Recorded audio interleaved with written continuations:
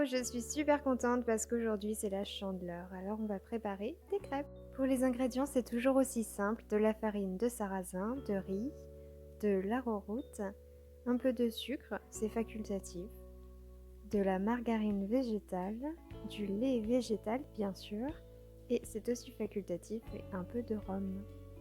On commence la préparation en mélangeant ensemble les poudres, donc les deux différentes farines. On va ajouter le sucre. Donc, comme d'habitude, j'utilise le sucre de coco. On ajoute également l'arrowroot. On rend le mélange bien homogène. Et on peut ajouter également une petite pincée de sel qui joue le rôle d'exhausteur de goût. Je prépare mon bouchon de rhum, oui, parce qu'on ne va pas en mettre plus, c'est bien assez suffisant. On forme avec la farine un genre de puits pour venir y déposer tous les ingrédients liquides. Donc la margarine fondue, j'ajoute aussi le bouchon de rhum et on va ajouter le lait, mais pas tout le lait d'un coup. On va l'ajouter vraiment au fur et à mesure, donc j'en mets un peu, je fouette un peu pour incorporer petit à petit. Je vais en rajouter et en fait je vais venir mettre jusqu'à la moitié de ma quantité de lait initiale.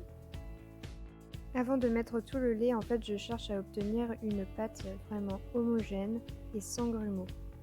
Voilà, maintenant que c'est bon, que j'ai la texture que je désire, je vais pouvoir ajouter le reste du lait, mais toujours au fur et à mesure.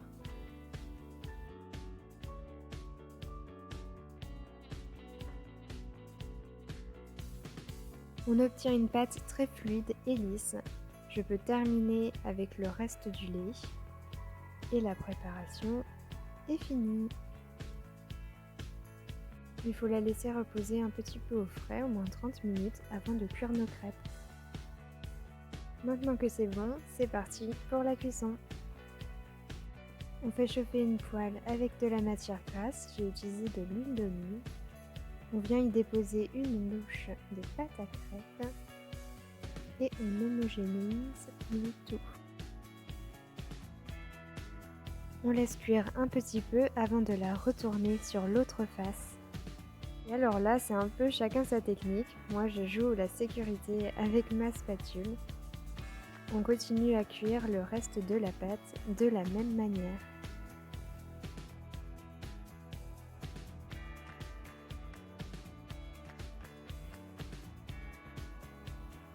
Et voilà, nos superbes crêpes. Quand je ne cuis pas toute la préparation, je mets le reste dans une bouteille pour plus tard. Et la magie des crêpes, c'est qu'on peut les manger avec ce que l'on veut. Moi, je suis une fan incontournable de chocolat. Je te souhaite un bon appétit et dis-moi si cette recette t'a plu.